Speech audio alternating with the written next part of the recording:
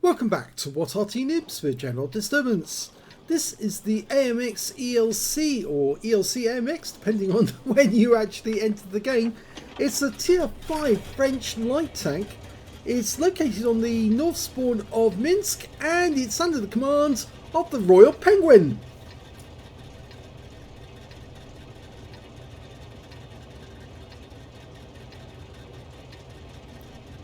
Okay, game underway. Now I think you can tell straight away because the fact that he's got a muzzle brake means he's got the 90mm gun. Yes, the top gun on the ELC is a 90mm.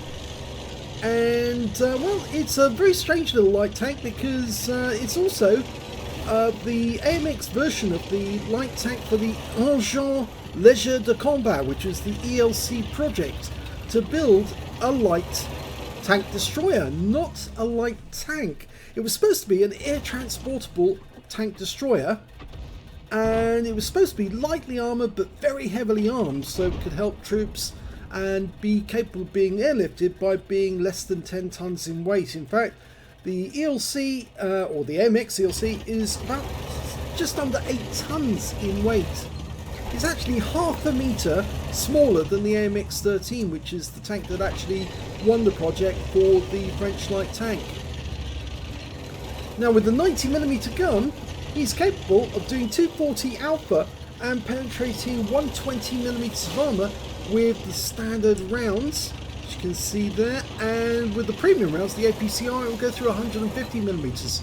At tier 5, that's an incredible amount of penetration, given that most of the tanks only have a couple of 10mm, 20mm at most of armour, very little. He's also got a 380m view range, which means he can see the enemy coming before most of the time they can see him, and he can deliver a devastating 240 alpha into them as they get close. Now the problem with the 90mm gun is actually the reload. Its standard reload, according to the book, is 14 seconds. He's managed to get it down to 12.33, so he's got it a bit faster than the standard.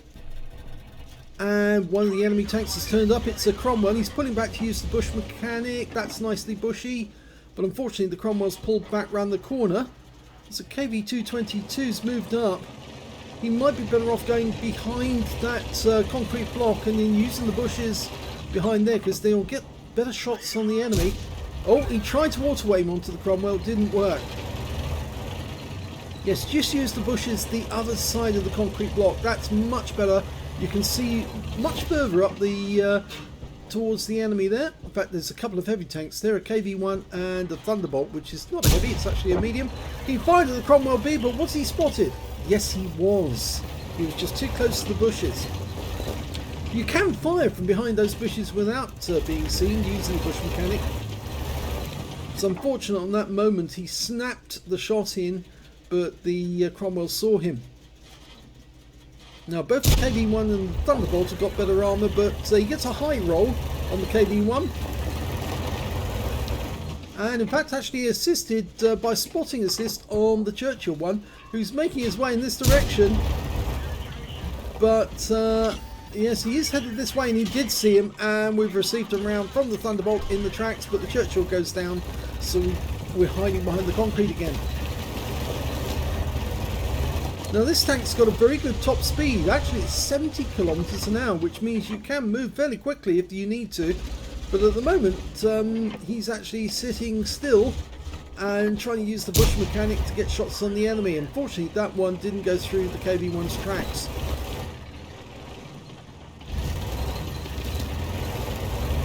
There's one of these tanks at the Musée de Blind, the French Tank Museum at Saumur. Well worth a visit there, because they've got huge numbers of tanks, unique tanks as well, because a lot of the tanks they've got there are French ones as well, ones that you can't find anywhere else, because that's the only place they exist. Okay, going for the KV-1, is he going to get another shot? Well, he tries it. Oh, he got a fire! He got that one into the engine bay, and despite the fact that he was seen, he claimed a lot of damage on that guy. 235 from the shot and 177 from the fire. The KV-1's going to be very, very annoyed. Not a lot he can do, but he can't see Royal Penguin, and that one ricocheted off the armour. Wrong angle. Okay, so he switched sides, and the Thunderbolt went into the river, and he died. And the KV-1's being killed by the Kite 58. Okay, so at the moment, he's got no kills, but he has done a huge amount of damage. 1,103, and that Cromwell B has actually got very low hit points, so he could take this guy out. Not if you run into walls and flip yourself over, though. Okay. Is he going to sneak round the corner? Auto aim onto the Cromwell B, take him out? Well, he's actually trying to be sneaky and get behind some cover before he takes the shot. There's the Cromwell B. Hello, locks on, and he suddenly saw that the ELC was looking at him, but it was too late for the Cromwell B to do anything about it. Turns his turret, but he gets blasted out. So he's back in the garage. The team are still one tank down on the enemy, but I think they've got the west side of the map. We'll have to wait and see if that's the truth, because this Cromwell's been sitting on the centre line for a little while. Nobody seems to be taking a blind bit of notice of him. And Royal Penguin and his 2-mark barrel are moving down to the enemy's end of the map, and I think he's going to go after the Arty. There's two of them. One is a Bishop, the other one's an M41 HMC, and oh, yeah, and again, yeah, I'm afraid it's very susceptible if you drive over objects. You can flip this thing. It's very embarrassing when that happens as well. But then remember, it is a very light tank. It's only 8 tons, so it can easily get flipped. It's only got 160 horsepower, which is less than most family cars have nowadays. And someone saw him, and I suspect it's the Arty rather than any of the light tanks. He's ducking into the fields for cover. He spotted actually an AMX 12-ton in the cap area, and I think that's an AFK, but this guy is obviously not an AFK. That's an Panzer IV Aslains H, and the fact that he's sitting in that bush means that he must be active, because you don't go into a bush unless you're trying to hide. Yeah, unfortunately he didn't pay attention to him, and he should have. Luckily he didn't have the dirt gun, he actually had the 75mm, and that's why he only lost 108 for a low roll. You can see that AMX 12-ton is an AFK. He's just sitting there taking damage, and he's gone. But now we need to deal with this Panzer IV. One shot. Oh no, didn't get it, but the Panzer IV got another one into him, but he's gone down. So the M41 HMC is in sight. He's auto aimed on. Nope, didn't contact. So pity, because 9mm should go straight into an M41 and make a mess of it, but he's going to pick a different angle, I think. Get a bit higher. The M41's decided to go in amongst the trees. That shot didn't work either. He needs to get closer. Only trouble is, if you do get closer to an M41, he will try to derp you. He's just driving around at the moment, waiting for the loading to complete, and it has. So now he can go in and attack, but is he going to do that? I think he's trying to pick a high spot so he can spot the M41 and take him out from a distance. There's the Bishop. Okay, so he spotted the enemy Bishop, but the Bishop knows he's been seen. He's actually driving behind that building at the moment. He's going to pop out. Well, he did pop out, but oh, and that's not good. There's a box tank there as well, and the box tank could finish our game in just one shot. 13cm gun. Now, is he going to go and deal with that M41? There he is. Okay, should be able to do it with an aim shot. He's only got the top of the Arty showing. The M41 is known as the Gorilla, and that Gorilla has been taken out. And oh, they just took out the box tank as well, and the Bishop has already gone, and that is the end of the game. So, not a bad game, but a very complicated one towards the end for the Royal Penguin. Here's the end of battle results. It was an ace tanker for the Royal Penguin in the AMX ELC biz. He managed to get a spotter badge for spotting at least 1,000 hit points of damage, and he also got a fire effect for doing more damage than hit points with his own vehicle, but he didn't get any other medals in that game and only 2 kills, but he did help his team to win that one. Let's have a look at team score. When it came to damage, he was actually not in top spot. That came to the Type 58. He got 2,167 hit points, but didn't get the high caliber because he didn't do 20% of the enemy hit pool. The Royal Penguin came in second with 1,848 hit points, and the third highest was actually a 25 TP on the enemy team with 1,458.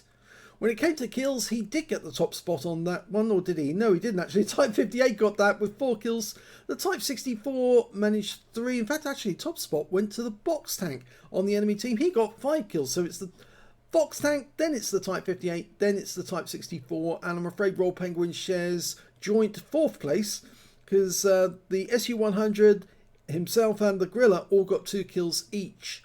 There was nobody else on the enemy team managed to get more than 1 kill. When it came to base XP though, it was top spot for the Royal Penguin with 1,105 because of course he was doing spotting as well as actual damage. 961 went to the Type 58 and 703 went to the Type 64. He fired 14 rounds of 90mm ammunition, got 10 direct hits and 8 penetrations.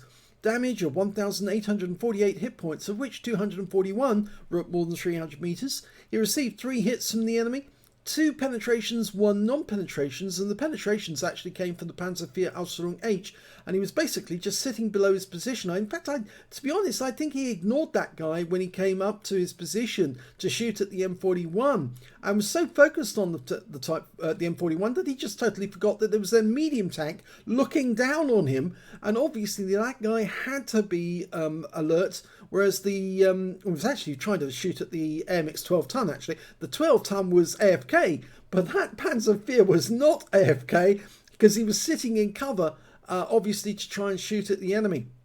He also got 1 non-penetration in that game, 5 enemy vehicles spotted, 6 enemy vehicles damaged, 2 killed, and 1,653 hit points of spotting assist. And I think that combined with the actual damage was what got him the ace tanker. On a premium count, he earned 32,293 credits, and after repair and ammunition resupply, and yes, he did fire some premium rounds, he ended up with 34,847 credits profit.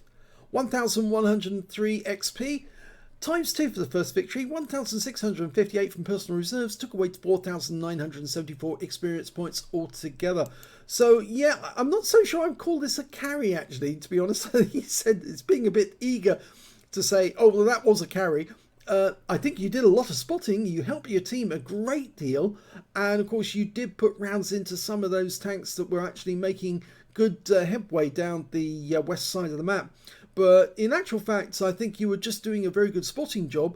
The people who actually did the carry in this game were actually the guys who got the top damage. And that would be the Type 58. He did 2,167 hit points and 4 kills, so yes, he really was doing quite well in that game, but it's still a very good performance for a little light tank. So if you enjoyed that replay, please give this video a like, do subscribe to our channel, leave a little comment down below because it feeds the algorithm. Just do it! And thank you for watching.